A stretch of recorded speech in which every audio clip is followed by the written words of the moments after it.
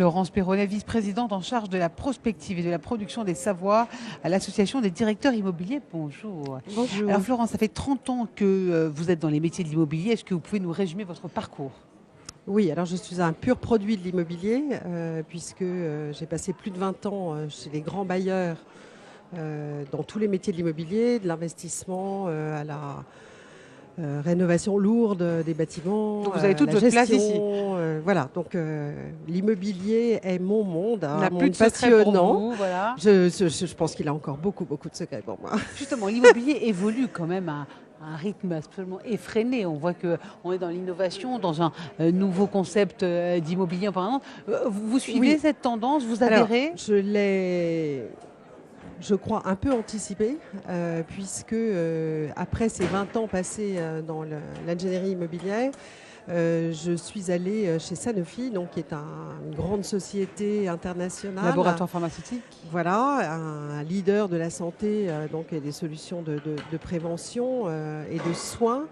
Et j'ai eu la chance d'animer cette direction immobilière internationale. En 2008, je suis allée faire un voyage En Asie. en Asie.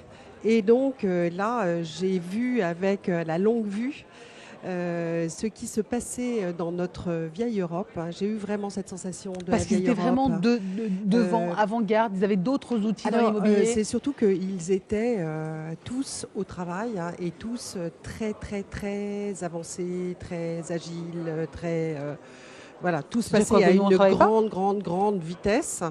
Nous travaillons beaucoup, mais de façon beaucoup plus Traditionnelle. cachée et traditionnelle et hiérarchisée.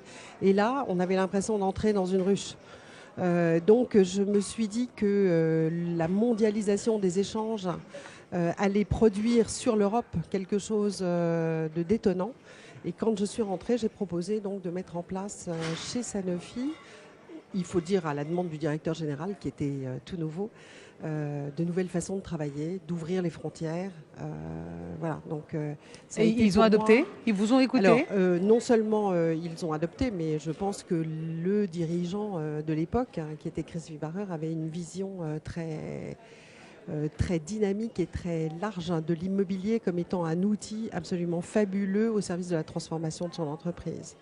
Voilà. En Asie, pourtant, il n'y a pas que la Chine, il y a aussi Singapour où il y a des tours comme ça, verticales, géantes. Est-ce que c'est aussi ça l'avenir, dans le sens où il y a beaucoup qui disent que non, il faut tout décloisonner, il faut revenir à un système horizontal. Quelle est la clé aujourd'hui de l'immobilier de 2017? Alors, la clé de l'immobilier tertiaire. Tertiaire, oui. Je pense que c'est surtout de travailler sur le cœur de métier de chaque entreprise. Surtout de ne pas décliner des modes.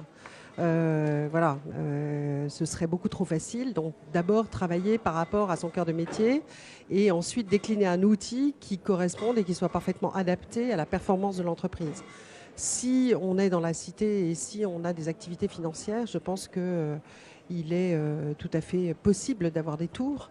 Mais on a choisi, en tout cas chez Sanofi, de développer beaucoup plus les campus sur le mode de la recherche, sur le mode de l'académie, voilà, donc de l'attrait des talents, mais de la formation continue, et donc d'avoir des écosystèmes qui soient extrêmement ouverts sur les petites biotech, sur les startups, sur les hautes technologies de screening, voilà, donc pas uniquement sur la recherche médicale.